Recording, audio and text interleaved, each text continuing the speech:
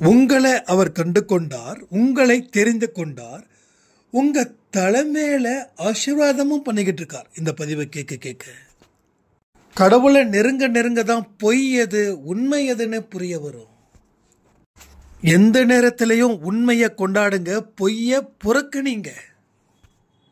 உங்களை நீங்க ஏமாற்றுறத நிறுத்தினாதான் மற்றவன் உங்க தலையில மொட்டை அடிக்காம இருப்பான். கண்களால் பார்க்கப்படுவது உண்மைன்னு நம்பி அது போலியா மாறுது. ஆனா உள்முகமா திருப்பும் போதுதான் பல வெளிச்சங்கள் வெளியில வருது. ஆசீர்வதிக்கப்பட்டவன்ற முறையில நான் சொல்றேன், நீங்களும் ஆசீர்வதிக்கப்பட்டவர்கள் தான். ஆனா உங்களுக்கு சோதனைகள் ஏன் வருது தெரியுமா? தன் பிள்ளைகள் தவறு செஞ்சா அம்மாவும் அப்பாவும் தண்டிக்கணும். அதே போலதான் சாயப்பா நமக்கு தண்டிக்கிறாருன்னு சொல்லிட்டு விலகிட்டா வேற ஒருத்தர் தண்டிப்பான். அதாவது நம்ம பிள்ளைய நாம அடிச்சு வளர்க்கலன்னா ஊர்ல இருக்கிறவன் அடிச்சு வளர்க்குவான், ஊர்ல இருக்கிறவன் அடிப்பான். அந்த நிலை வரக்கூடாதுன்னா கடவுளே எனக்கு தண்டனை கொடு, நீ கொடுக்கிற தெய்வம், நீ தண்டனை கொடுத்தா நான் வாழ்க்கையில வளருவேன்னு சொல்லி அந்த நம்பிக்கையோட இந்த பதிவை கேளுங்க. செம்மையான ஒரு ஆர்டிக்கல், ஒரு கமெண்ட்ஸ் இதில் இருக்கு. என்ஜாய் பண்ணுங்க. லைஃப்ன்றது ரொம்ப ரொம்ப ரொம்ப சூப்பர். இன்னும் கொஞ்ச நாளில் நீங்கள் எல்லாமே சிறகடிச்சு பறக்க போறீங்க.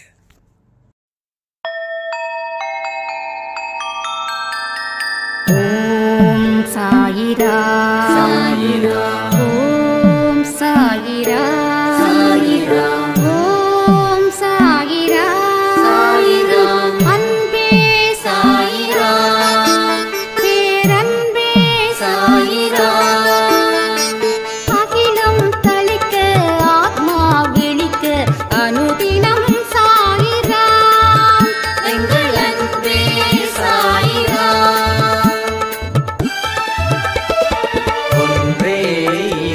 ஒன்றே பூமிக்கென்றும் சாயிரா, சரணம் சாயிரா, நன்றே செய்து வாழ்வோம், நாம் ஒன்றே செய்து வாழ்வோம், அன்பே சாயிரா.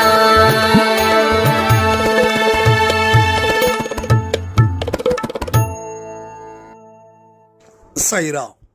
என் உயிரின் உயிரானவர்களே, இந்த 2 நாள் கடவுள் எனக்கு பெரிய பெரிய விஷயத்தை காட்டி கொடுத்தாரு. இந்த பதிவில் நேத்து காலையில கொடுத்ததும், நேத்து இரவு கொடுத்ததும், இன்னைக்கு காலையில கொடுத்ததும் எனக்கு ரொம்ப சந்தோஷத்தை ஏற்படுத்துது. 2வது நம்பிக்கையை ஏற்படுத்துது. 3வது அன்பே சாயில சொல்லக்கூடிய பயிற்சிகளை செய்வதன் மூலமா எவ்வளவு பெரிய மாற்றங்கள் நடந்திருக்குது அப்படின்றதையும் சாய்ப்பா எனக்கு புரிய வச்சிருக்காரு.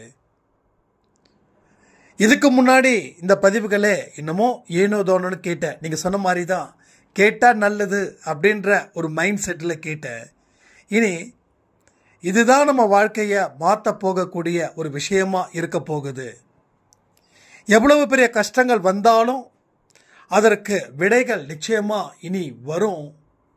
அன்பே சாய பதிவை கேட்பதன் மூலமா இதை நீங்க எல்லாருக்கும் சொல்லணும் அப்படின்னு ராதா சாய்ராம் அப்படின்ற ஒரு சாய்ராம் எனக்கு வாட்ஸ்அப் பண்ணியிருந்தாங்க. உண்மையிலே சொல்றேன், ரொம்ப ரொம்ப சந்தோஷமா இருக்கு, ரொம்ப ஹாப்பியா இருக்குது. ஏன்னா கடவுளுடைய வார்த்தைகளை கேட்பதற்காக நீங்க இருக்கீங்க அப்படின்னு நினைக்கும் போது எத்தனையோ பேர் பாருங்களேன், வாழ்க்கையில தேவையில்லாத ஒரு விஷயத்தை கஷ்டப்பட்டு செஞ்சுக்கிட்டு அந்த கஷ்டத்துல மாட்டி முழிச்சுக்கிட்டு சின்ன பின்னமா இருக்கக்கூடிய இடத்துல நீங்க இப்படிப்பட்ட ஒரு சூழ்நிலையை ஏற்படுத்தி கடவுளோட வார்த்தைகளை கேட்டு அதன்படி நடக்கணும் அப்படின்னு நினைக்கிறீங்களே, உண்மையிலே சொல்றேன், ரொம்ப சந்தோஷம். உங்களோட குடும்பம் என்னைக்கும் எப்பொழுதும் சிறப்பா இருக்கணும்னு நான் சாய்ப்பா கிட்ட பிரார்த்தனை பண்ணிக்கிறேன். ஒவ்வொரு மனுஷனுடைய இதயத்தையும் ஒவ்வொரு மனுஷனுடைய தலையையும் அவர் ஆசீர்வதிக்கிறார். அது மட்டும் இல்லாம அவருடைய கைகளையும் அவர் ஆசீர்வதிக்கிறார். இங்க பல விஷயங்கள் நமக்கு தெரியாம நிறைய நல்லது நடந்துகிட்டு இருக்குது. ஆனா நமக்கு தெரியல. நான் சொன்ன மாதிரி கண்ணுக்கு தெரிஞ்சதை மட்டும் நம்ம நம்பி இருக்கோம். கண்ணுக்கு தெரியாத எத்தனையோ நல்ல விஷயங்கள் உங்கள் வாழ்க்கையில் நடந்துட்டு இருக்குது. எனக்கு ஒரு சாய்ராம் வந்து வண்டியில் வேகமாக போயிருக்காங்க. ஓவர்டேக் பண்ணணும் அப்படின்னு நினைக்கும் போது வேற ஒருத்தவங்க ஓவர்டேக் பண்ணி எதிரில் வர வாகனம் அடிச்சிடுச்சு. எனக்கு விட வேண்டிய அடி இன்னொருத்தவங்களுக்கு விழுந்துடுச்சு. அதை நான் வந்து அந்த இடத்துல நான் ஃபீல் பண்ணுறேன், நான் உணர்கிறேன். ஆனாலும் அடிப்பட்டவங்களை உடனே என்னால் என்ன செய்ய முடியுமோ ஃபர்ஸ்ட் எய்டுக்கு உண்டான அத்தனையும் ரெடி பண்ணி அவங்கள அட்மிட் பண்ணி வந்திருக்கேன். அவங்களோட சொந்தத்துக்கெல்லாம் ஃபோன் பண்ணி சொல்லிட்டேன், இன்னொரு 1 வீக்கு ஹாஸ்பிட்டலில் இருக்கணும், அடி கொஞ்சம் பலம் அப்படின்னு சொன்னாங்க அப்படின்னு ஒரு சாய்ராம். அப்போ கண்ணுக்கு தெரியாத விஷயங்கள் இங்கே நிறைய நடக்குது. கண்ணுக்கு தெரியாத விஷயங்கள் அத்தனையும் நமக்கு நல்லதாகவே நடக்குது. அப்போ கண்ணுக்கு தெரிஞ்ச விஷயத்தின் மூலமாக தான் நம்ம பெரிய தவறுகளை தொடர்ந்து செஞ்சுக்கிட்டே இருக்கோன்ற விஷயம் உங்களுக்கு புரியுதா? ஸோ வாழ்க்கைன்றது ஆசீர்வதிக்கப்பட்டது. உங்கள் கைகள் ஆசீர்வதிக்கப்பட்டவை, உங்கள் எண்ணங்களும் ஆசீர்வதிக்கப்பட வேண்டும். ஓகே, அப்போ அந்த எண்ணங்களை பியூரிஃபை பண்ணுறது தான் நம்ம இங்கே நிறைய பதிவில் சொல்லியிருக்கோம். உங்கள் எண்ணங்கள் எப்படிப்பட்டதோ அதுதான் நீங்கள். உங்களோட அடையாளம் ஐடென்டிஃபிகேஷன் என்ன அப்படின்னா உங்கள் செயல்கள் தான். அப்போ செயல்கள் எதை பேஸ் பண்ணியிருக்கு? எண்ணத்தின் அடிப்படையில். ஓகே, ரெண்டாவது ஒரு சாய்ராமுடைய பெரிய பிரச்சனை என்ன தெரியுமா? என்னுடைய அண்ணா கிட்டத்தட்ட ஒரு பெரிய காசை கேட்டிருக்காரு. ஆனால் என்னால் அந்த காசை கொடுக்க முடியல, அதனால் நான் ரொம்ப மன உளைச்சலில் இருக்கேன், என்ன பண்ணுறதுன்னு என்கிட்ட கேட்குறாங்க. ஸோ திருப்பவும் ஒரு விஷயத்த சொல்கிறேன், உங்களால் என்ன முடியுமோ அதை மட்டும் செய்யுங்க. 1 lakh கேட்டாங்களா, 5000 ரூபாய் இருக்கா கொடுங்க, 10,000 இருக்கா கொடுங்க, இல்லை 500 இருக்கா கொடுங்க. திருப்பி கேட்கக்கூடாத தொகையை நீங்கள் கொடுங்க. நீங்கள் அவங்க கொடுத்தாலும் சந்தோஷம், கொடுக்கலனாலும் சந்தோஷம் அப்படின்ற மாதிரி. ஏன் இதை சொல்கிறேன்னா, பாரத்தை ஏங்க தாங்கிக்கிறீங்க? அன்வான்டான சிகரத்தை பாரத்தை ஏன் தாங்கிக்கிறீங்க? இருந்தால் கொடுக்கலாம், இல்லைன்னா அப்போது தேவையில்லாத விஷயத்தை நாம் மூக்க நுழைக்கிறோம். அதை முதல்ல நிறுத்தணும், இல்லாட்டி மூக்க அருந்துடும். மூக்க நுழைக்கக்கூடாது. நம்மளுடைய எல்லை எப்படிப்பட்டதோ அந்த எல்லைக்குள்ளே நம்ம இருந்தால் தான் நாம் இன்னும் சிறப்பாக வாழ முடியும். அந்த எல்லையை தாண்டினா தட்ஸ் அ டேஞ்சரஸ். உங்களால் லைஃப்பை ரன் பண்ண முடியாது. உங்களால் என்ன முடியுமோ அதை சிறப்பாக ஆக்கிக்கோங்க. அப்போ நடக்காத ஒரு விஷயம் கூட உங்கள் வாழ்க்கையில் நடக்கும். இப்போது எல்லா விஷயத்துலையும் நீங்கள் மூக்க நுழைக்கிறதால நடக்கக்கூடிய பல விஷயங்கள் உங்கள் கண்ணுக்கு முன்னாடி பறி போகுது. ஒரு சாய்ராம் சொன்னாங்க, எத்தனையோ விஷயங்கள் நான் பார்த்துட்டேங்க, எவ்வளவோ கஷ்டங்களை நான் அனுபவிச்சிட்டேன். ஆனால் இப்போ வரைக்கும் சில சிச்சுவேஷன் எனக்கு ரொம்ப ரொம்ப ஒரு மன கஷ்டத்தை அதிகரிக்குது. என்னால் என்ன செய்கிறதுன்னு தெரியாத அளவுக்கு எனக்கு பெரிய வருத்தத்தை அது கொடுக்குது அப்படின்னா. அப்போது பல விஷயங்களால் அவங்க பாதிக்கப்பட்டு இருக்காங்க அப்படின்னா தேவைப்படாத விஷயத்தை செஞ்சதால் அவங்க பாதிக்கப்பட்டு இருக்காங்க. இந்நேரம் நீங்கள் வாழ்ந்துருக்கணும். இங்கே 20-30 வயசில் இருக்கிறீங்க, இல்லை 40 தாண்டி இருப்பீங்க. நீங்கள் இந்நேரம் இன்னும் வாழ்க்கையை ஸ்டார்ட் பண்ணியிருக்கணும், இல்லை ஒரு ஆனந்தமான வாழ்க்கையை வாழ்ந்திருக்கணும். எத்தனை பேர் வாழ்ந்திருக்கீங்க? கமெண்ட் பண்ணுங்கள். அப்போ இங்கே பல திருப்பங்கள் உங்களுக்கு நல்ல வாழ்க்கையை அமைச்சு தராமல் ஒரு மோசமான சூழ்நிலையை உருவாக்குதுன்னா அதற்கு காரணம் என்ன தெரியுமா? மன ரீதியான சில விஷயங்களை நீங்கள் இது வரைக்கும் செய்யலை. செய்யக்கூடிய விஷயத்தை இப்போ வரைக்கும் உங்களால் செய்ய முடியல. அதுக்காக நேரத்தை ஒதுக்கலை. கடவுள் அச்சீவ் பண்ணுறவங்களுக்கும் 24 hours தான் கொடுத்துருக்காங்க. ஆழ்ந்த துன்பத்தில் இருக்கிறவங்களுக்கும் 24 மணி நேரம் தான் கொடுத்துருக்காங்க. ஒரு சாதாரணமாக மிடில் லைஃப்பை வாழ்கிறவங்களுக்கும் 24 hours தான். கடவுள் கொடுத்த வரம் என்ன தெரியுமா? இந்த காலம், நேரம். ஸோ நமக்கு மட்டும் 10 மணி நேரம் கொடுக்கல, எல்லாருக்கும் 24 hours தான் கொடுத்துருக்காங்க. எல்லாருக்கும் திரும்பிய பக்கம் அத்தனை மனுஷங்களுக்கும் 24 hours. யாருக்காவது எக்ஸ்ட்ரா கொடுத்துருக்காங்களா? யாருக்கும் கொடுக்கல. இந்த உலகத்தில் உயிராக இருக்கக்கூடிய அத்தனைக்கும் 24 மணி நேரம் தான். அதை புரிஞ்சுக்கணும். அப்போது செய்ய வேண்டிய விஷயத்தை யார் தடுத்தா செய்யக்கூடாதுன்னு. அப்ப செய்யக்கூடாத விஷயத்தை யார் சொன்னா இதை செய்யணும்னு? உங்க கண்கள் வெளிப்புறமா இருக்கு, உட்புறமாக திருப்பவில்லை. உட்புறமாக திருப்பும் போது செய்யக்கூடிய விஷயங்கள் ஏராளமானதா இருக்குது. இது அன்பிசாய் குடும்பத்தில் ஒருத்தவங்க சொன்னாங்க. உட்புறமா திருப்பும் போது எவ்வளவுக்கு எவ்வளவு பாதிக்கப்பட்டு இருக்கும் வெளிப்புற சூழ்நிலையால. எஸ், கண்டிப்பா 100க்கு 100 உண்மை. வெளிப்புற சூழ்நிலையால எவ்வளவு தூரம் பாதிக்கப்பட்டு இருக்கும். வெளியில நடக்கக்கூடிய செய்திகள் அது நம்ம இதயத்தை கிழிக்குது. எங்கேயோ நடக்கக்கூடிய பிரச்சனை நம்ம வீட்டுக்கு வந்துருமோன்னு நினைச்சு பயந்து வாழ பழகிட்டோம். பயந்து வாழ வாழ அது ஒரு நாள் இல்லை ஒரு நாள் மோசமான ஒரு பிம்பத்தை அது ஏற்படுத்துது. அதன் மூலமா நம்ம பெரிய ஒரு சோகத்தை வாங்கிக்கிட்டோம், வேதனையை வாங்கிக்கிட்டோம், சந்தோஷம் அப்படின்றது பறி போயிடுச்சு. ஸோ டெஃபினட்டாக உங்களுக்கு ஒரு ஹாப்பினஸ் சாய்ப்பா கொடுப்பாங்க. சாய்ப்பா 100% உங்களுக்கு கொடுத்து தான் தீரணும். எப்படி கொடுக்காம போவார்? நீங்கள் சண்டை போடுங்க. நீங்கள் சரியாக இருந்தும் அவர் கொடுக்கலன்னா சண்டை போடுங்க, உரிமையோட சண்டை போடுங்க. அது அவருக்கு சந்தோஷத்தை கொடுக்கும். ரெண்டாவது, அவர் சில அறிவுரைகளும் கொடுப்பார். அந்த அறிவுரைகளை நீங்கள் பயன்படுத்திக்கல அப்படின்னா அவர் உங்ககிட்ட சண்டை போட்டுருவார்.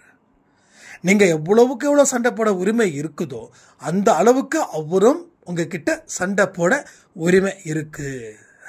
அவருக்கு ஏகப்பட்ட ரைட்ஸ் இருக்குது. ரைட், ஏகப்பட்ட உரிமை இருக்கு. அதுலெல்லாம் மாற்று கருத்தே இல்லை. அப்போ உரிமையோட சண்டை போட்டா அவர் உரிமையோட சண்டை போடுவார்.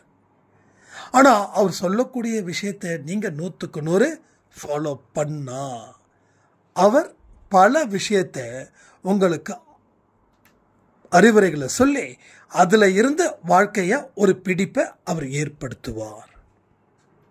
எப்படி பார்த்தீங்கல்ல, நேற்று நடந்த ஒரு மிராக்கள்.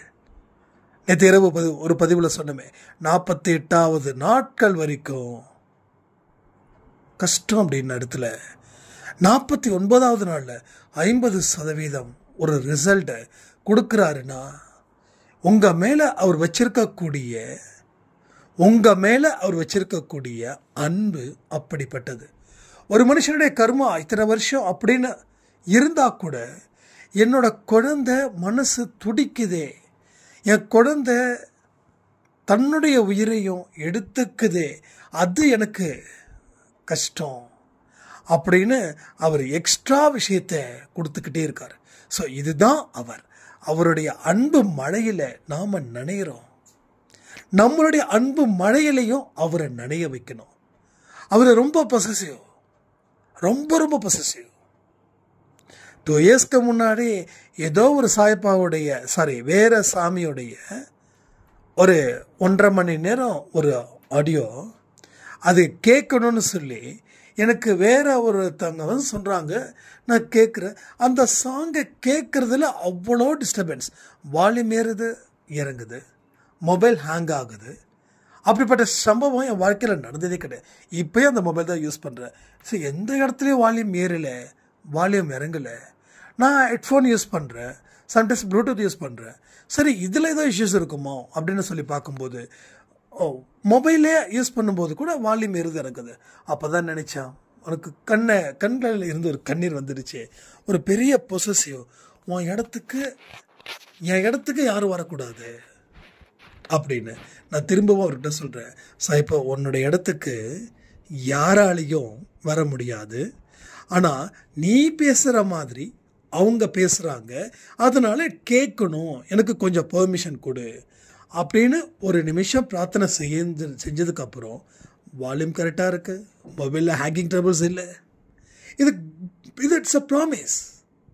ஸோ கடவுளை வந்து இங்கே சரியாக புரிஞ்சிக்க முடியல எல்லாருக்குமே. அவர் வந்து என்னமோ ஒரு பெருசாக நினைக்கிறோம். இல்லை, அவர் இல்லை, அப்படி இல்லை, எந்த கடவுளும் அப்படி இல்லை. நீங்கள் பெருசாகவே நினைக்க வேண்டாம். அவர் அன்புக்கு ஏங்குறவர், அன்புக்கு அடிமை. எல்லா கடவுளும்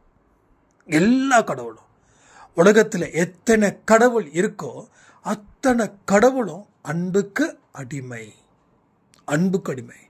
அப்போ நம்மளுடைய அன்பு அவருக்கு நம்ம சொன்னதுக்கெல்லாம் அவர் தலையாட்டுறாரு, நம்ம சொன்னதையெல்லாம் நடத்தி வைக்கிறாரு. ரைட்டா? அதே நேரத்தில் கண்டிக்கவும் செய்கிறாரு. இங்கே நிறைய பேர் எனக்கு ரொம்ப பிரச்சனை இருக்குது, துன்பம், இப்போ கூட ஒரு கஷ்டத்தை நான் அனுபவிச்சேன் அப்படின்னா கடவுள் உங்கள் மேலே பிரியமாக இருக்கிறாருன்னு அர்த்தம். ஒன்றும் இல்லை, நம்ம வீட்டு குழந்தைய தப்பு செஞ்சால் நாம் அடிப்போமா இல்லை அவ தப்பு செஞ்சதை வச்சு சந்தோஷப்படுவோமா? கமெண்ட். ஸோ எந்த தாயும் எந்த தகப்பனும் தான் குழந்தை தப்பு பண்ணால் சந்தோஷப்பட மாட்டாங்க, அடித்து பிரித்து மேய்ஞ்சிடுவாங்க. எப்படி துவைச்ச துணியை தொங்க போடுறோமோ அது மாதிரி துவைச்சி தொங்க போட்டு விட்டுருவாங்க. ஏன்னா குழந்தைங்க மேலே இருக்கக்கூடிய அன்பு, ஆர்வம், பாசம், பக்தி எல்லாமே அவங்களால முடியாது, அக்செப்ட் பண்ண முடியல. என் குழந்தைய அப்படி பண்ணா சரி. இப்போ எதிர் வீட்டு குழந்தை தப்பு பண்ணுது, இப்போ நாம அந்த குழந்தைய தண்டிக்க முடியுமா சொல்லுங்க? நீங்க தண்டிப்பீங்களா? உங்க வீட்டில் உங்க வயசுல இருக்கக்கூடிய ஒரு குழந்தை இருக்குது, அந்த குழந்தை தப்பு பண்ணுது. உங்க வீட்டில் ஒரு குழந்தை, உங்க வீட்டு குழந்தை பக்கத்து வீட்டில் இருக்கக்கூடிய ஏதோ ஒரு காசோ இல்லை ஏதோ பொருளோ திருடி எடுத்துட்டு வந்துருச்சு, நீங்க கண்டுபிடிச்சிருங்க, வெளுத்து வாங்குறீங்க. இப்போ அந்த வீட்டில் இருக்கக்கூடிய குழந்தை வேற ஒரு வீட்டில் இருந்து ஏதோ திருடி எடுத்துட்டு வந்துருச்சு வீட்டுக்கு.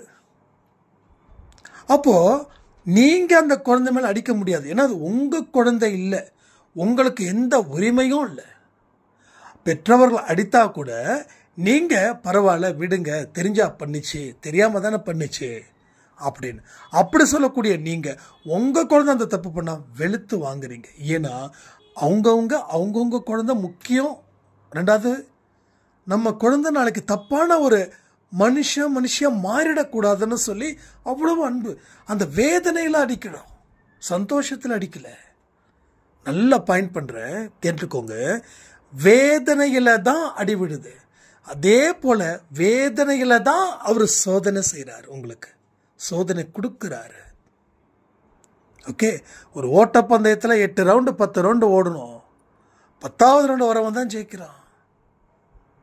முதல் ரவுண்டில் வேகமாக ஓடி, இல்லை நான் ஓடி முடிச்சுட்டேன் மற்றவங்கள பின்னுக்கு தள்ளிட்டேன்னா நீ மீதி இருக்கிற 9 ரவுண்டு யார் ஓடுவா? உன் அப்பா ஓடுவாரா அப்படின்னு கேட்பாங்கல்ல.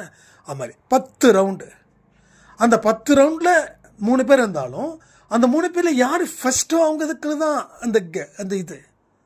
அதே போல தான் இங்கேயும் பல சோதனைகள் இங்கே இருக்கு. வாழணுன்ற வைராக்கியம் இருக்கும்போது அவர் வாழ வைக்க மாட்டாரா என்ன? ரைட், வாழணுன்ற வைராக்கியம் உங்களுக்கு இருக்குது, வாழ வைக்க மாட்டாரா?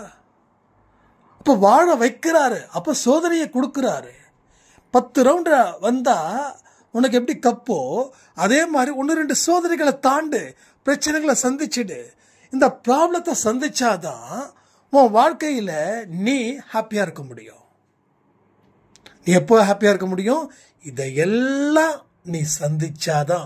இப்போ இந்த ப்ராப்ளத்தை நீ ஃபேஸ் பண்ணும்போது உன்னோட மன உறுதி அதிகரிக்குது, உன் மன வலிமை அதிகரிக்குது, நீ ரொம்ப ஸ்ட்ராங் ஆகுற, நீ ரொம்ப ஸ்ட்ரென்த் ஆகுற, நீ ரொம்ப ரொம்ப ஸ்ட்ராங் ஆகுற.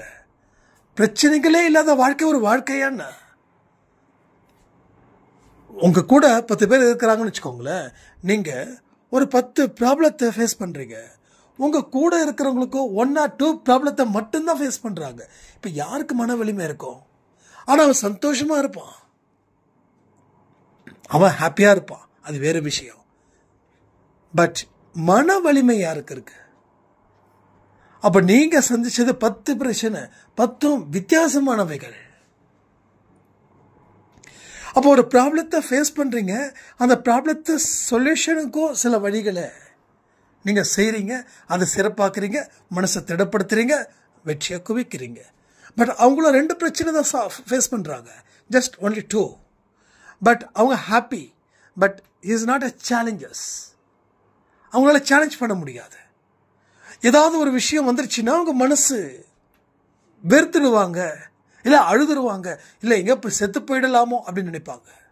ஆனால் நமக்கும் மன உறுதி படைத்தவர்கள், ஏன்னா அவ்வளோ ப்ராப்ளத்தை ஃபேஸ் பண்ணியிருக்கோம். வலிச்ச வாழ்க்கை நல்ல வாழ்க்கையை கொடுக்கும், வலிக்காத வாழ்க்கை அவன் ஒரு சேஃபர் ஜோன்லேயே இருப்பான். ஐயோ இதுக்கு மேலே போனால் வலிச்சிடும்பா, இங்கே போனால் பிரச்சனைப்பா அப்படின்னு கடைசி வரைக்கும் அவன் அப்படியே இருப்பான். அவன் அதை தாண்டி யோசிக்க மாட்டான்.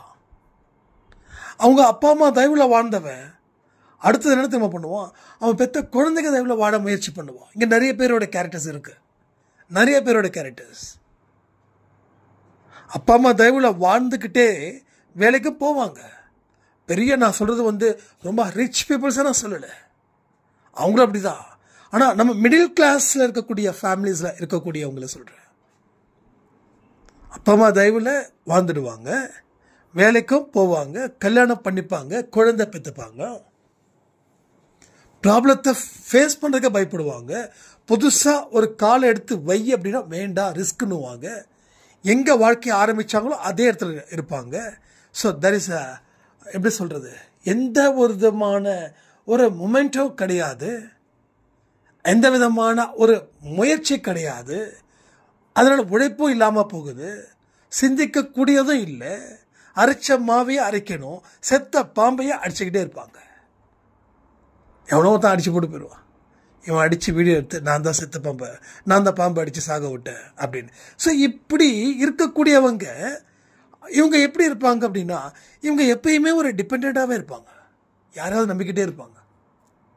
அடுத்தது கொஞ்சம் கொஞ்சமாக பையன் காலேஜ் போவான், அடுத்தது வேலைக்கு போவான், அடுத்தது பையன் பார்த்துப்பான். நீ என்னப்பா பண்ணுன்னா நான் மெயின்டைன் பண்ணணுவான். மெயின்டைன் பண்ணுறது மேட்ரு கிடையாது, என்ன செஞ்சோன்றது தான் மேட்ரு.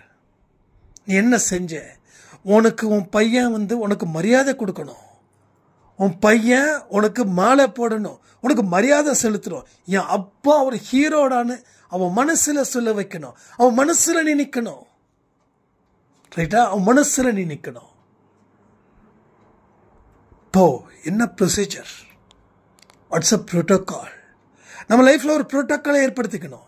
என்னென்னலாம் நம்ம செய்கிறோம், எந்தெந்த நிமிஷத்தில் எதை செய்யணுமோ அதை அந்தந்த நேரத்தில் செஞ்சு முடிச்சிடணும். பட் வெயிட் பண்ணக்கூடாது, வெயிட் பண்ணவே கூடாது. நீங்கள் உங்கள் வீட்டுக்கு நீங்கள் ராஜாவா, நீங்கள் ஹீரோவா இருக்கணும் அப்படின்னா உங்கள் செயல்கள் தான் அதை முடிவு பண்ணும். சும்மா ஒரு டம்மியான ஒரு போலியான ஒரு பிம்பத்தை காட்டினீங்கன்னா நாளைக்கு பிரச்சனை வந்தால் நம்ம அப்பா எந்த புதருக்குள்ளே இருக்காருன்னு சொல்லி பையன் தேடுவான்.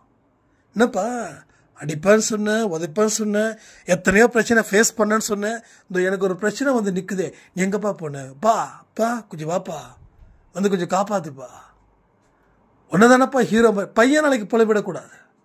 ஸோ மன வலிமை அதிகரிச்சாதான் அங்கே நீ ஹீரோ. உனக்கு பிரச்சனையே இல்லாமல் நான் ஹாப்பியாக இருக்கேன் அப்படின்னா நீ ஹீரோ ஆகிட முடியாது. ஸோ ஒரு மனுஷன் ஹீரோவாக கொண்டாடணும்னா நீங்கள் கொண்டாடுங்க, நான் தப்பே சொல்லலை. அவன் பட்ட கஷ்டத்தை பாருங்கள், கஷ்டப்பட்டவனை ஹீரோவாக கொண்டாடுங்க. ரைட்டா? அப்போ தான் அடுத்தவனோட வலியை நாம் என்ன பண்ணுறோம், அடுத்தவனோட வலியை நாம் கொண்டாடுறோம். நான் சொன்ன மாதிரி நம்ம ஆஃபீஸ் பக்கத்தில் ஒரு மிடில் கிளாஸ் ஃபேமிலி, அவங்க சட்டுன்னு ஒரு கார் வாங்குறாங்க, புது கார், 10-12 லட்ச ரூபாய். அவர் வாங்கினாரு. இந்த காரோட ரேட்டு அதுன்னு சொல்லும்போது என் கண்ணு கலங்குது. ஏன்னா கூட இருந்து பார்க்குற 4-5 வருஷமாக மனுஷன் கஷ்டப்படுறாரு, பிஸ்னஸை ரொம்ப தெளிவாக பண்ணுறாரு, ஜெனிவனாக பண்ணுறாரு, ஆசைப்படலை, பேராசை கிடையாது. பட் அவர் அந்த உழைச்ச வழி எனக்கு தெரியும். ஏன்னா அந்த வழியை தாண்டி நானும் வந்திருக்கேன். அப்போ ஒரு மனுஷனை அப்ரிஷியேட் பண்ணுறோன்னா அப்படி அப்ரிஷியேட் பண்ணணும், பேருக்காக அப்ரிஷியேட் பண்ணக்கூடாது. இப்போ அப்ரிஷியேட் பண்ணாதான் அப்படின்னு மாதிரி பின்னாடி பேசக்கூடாது. பின்னாடி பேசுறது பாவம். அன்பேசாய் குடும்பத்தில் இருக்கிற அத்தனை பேருக்கு ஒரு விஷயத்த சொல்கிறேன், தயவு செய்து பின்னாடி மட்டும் தயவு செய்து பேசுறாதீங்க. பேசிட்டீங்கன்னா அது கடைசி வரைக்கும் உங்களை படாத பாடுபடுத்தி எடுக்கும். பெஸ்ட் கமெண்ட்டை பார்த்துடலாமா இன்றைக்கி காலையில் கொடுத்த பதிவில்? ஸோ ஒரு அழகான சூப்பரான கமெண்ட் நம்ம அங்கே இருக்கேன்னு சாய்ராம் சொன்னது. அன்பேசாய் அவர்கள் சூப்பராக சொன்னீங்க. ஒரு வார்த்தைகளும் அற்புதம் நிறைந்தவை, அர்த்தங்கள் நிறைந்த அழகு ஆடியோ. உண்மையான விஷயம், அன்பேசாய் அவர்கள் வசதி குறைய ஆரம்பிக்கும் போது உறவுகள் விலகினார்கள்.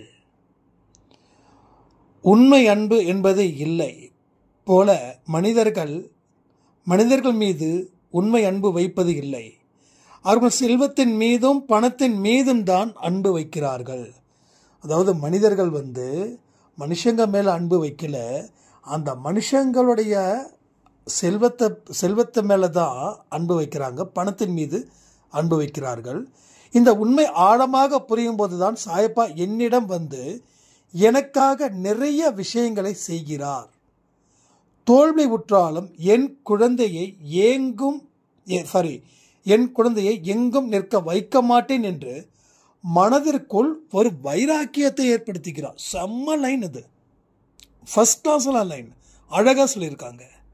அதாவது தன்னுடைய குழந்தைங்க கிட்ட எந்த இடத்துல ஏங்கும் நிலையை அவர் வைக்கிறது இல்லை அப்படின்னு சொல்லியிருக்காங்க. ஒரு தாய் தன் குழந்தைக்கு அலங்கரிப்பது போல பொட்டு வைக்கணும், தோடு போடணும், நல்லா சாப்பிடணும், கவலைப்படக்கூடாது பார்த்து பார்த்து அன்பு தந்தையின் பாசத்திற்கு முன்னாடி அன்பேசா அவர்கள் மனிதர்கள் அன்பு எவ்வளோ பொய் என்பதை உணர வைக்கிறார் அப்படின்னு சொல்லும்போது ரொம்ப அழகாக திருப்பி ரிப்பீட்டாக வருது. இப்போ ஏதாவது ஒரு விஷயங்கள் இங்கே நடந்துக்கிட்டே இருக்குது பாருங்களேன். உண்மையை புறக்கணிப்பதன் விளைவு ஏதோ ஒரு ரூபத்தில் நாங்களும் பொய்யானவர்கள் என்று நிரூபிக்கிறார்கள். நீங்கள் நினைத்த மாதிரி அன்பேசாய் அவர்கள் சாய் அப்பா, நமக்கு தாய் தந்தை உற்ற நம்ம எல்லாம் அவரே, ஒரே ஒரு தீமையில் இருந்தும் விரைவிக்கிறார். அவர் தொடர்பு இல்லை என்றால் நம்மால் உண்மை எது பொய் எது என்ற உணரும் பக்குவம் இல்லாமல் போயிருக்கும். சூப்பர் லைன், அழகான லைன். அதாவது அவர் நெருங்க தான் உண்மை எது பொய் எதுன்னு நமக்கு தெரியுது. ரைட், சூப்பராக சொல்லியிருக்காங்க. இனி என் முன் பொய்யானவர்கள் யாரும் வரவே வேண்டாம், உண்மை நீ என்னுடன் இருந்து இரவும் பகலும் பாதுகாக்கிறீங்க சாயப்பா, உண்மையை உணர்ந்தேன் அப்படின்னு சொல்லி ரொம்ப அழகாக சூப்பராக பொறுமையாக அந்த பதிவை கேட்டு அவங்க ஃபீல் பண்ண ஒரு அனுபவத்தை சொல்லியிருக்காங்க.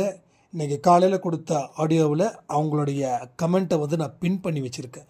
ஏன்னா நான் மட்டும் பேசினா பத்தாது, இந்த பதிவில் சொல்லக்கூடிய விஷயத்தை நீங்கள் எவ்வளோ புரிஞ்சு வச்சுருக்கீங்கன்றதுக்காக தான் ஒரு முக்கியமான கமெண்ட்டை நாம் இங்கே படிக்கிறோம். அப்போது கடவுளை நெருங்கும் போது தான் உண்மை எது பொய் எதுன்னு புரிய வைக்கிறார். மனுஷனை நெருங்கும் போது உண்மைகள் அத்தனையுமே பொய்யாக்கப்படுகிறது, பொய்கள் அத்தனையுமே உண்மையாக்கப்படுகிறது. ஆனால் கடவுளை நெருங்கும் போது தான் இதுதான்ப்பா உண்மை அப்படின்னு. அப்போ இதுதான் உண்மைனா மனசு வலிக்குது இங்கே இருக்கிறவங்களுக்கு. ஆனால் பொய் அப்படின்னும் போது என்னப்பா இப்படி ஆயிடுச்சே அப்படின்னு நம்ம நினைக்கிறோம். ஆமாம், உன்னுடைய உறவு ஒரு பெரிய ஒரு ஏமாற்றுக்காரன் அப்படின்னு கடவுள் சொல்லிட்டு தாங்கிக்க முடியல. ஆனால் அந்த ஏமாற்றுக்காரன் நமக்கு தெரிஞ்சாலும் 4 பேர் இல்லை அவர் சூப்பர் அப்படின்னு சொல்லணும்னு இந்த மனசு நினைக்குது. அதாவது பொய்யை ஏற்றுக்கக்கூடிய மனசு உண்மையை ஏற்றுக்க துடிக்குது. கரெக்டு தானே? உண்மையை ஏற்றுக்க துடிக்குது. ஸோ இந்த கால்குலேஷன் மைண்டை தான் நம்ம ஒவ்வொரு தடவையும் ஒவ்வொரு மனுஷனும் தன்னுடைய தனிப்பட்ட வாழ்க்கையை தொலைச்சிடறான். உங்களோட வாழ்க்கையை, உங்கள் முகத்தை நீங்கள் தொலைச்சிட்டிங்கன்னா எந்த முகத்தை வச்சு நீங்கள் வாழ முடியும் சொல்லுங்கள்? உங்கள் முகன்றது உங்கள் எண்ணங்களும் உங்கள் சொல்லும் உங்கள் செயலும். முகன்றது நம்ம ஃபேஸ் கிடையாது, நம்ம முகன்றது ஒரு அடையாளம். அந்த அடையாளம் செயல்கள் மூலமாக தான். திரும்பவும் சொல்கிறேன், முகத்துக்கு கொடுக்க வேண்டிய அழகை நம்ம செயலுக்கு அழகு கொடுத்தா நாம் சாதனை படைக்கலாம்.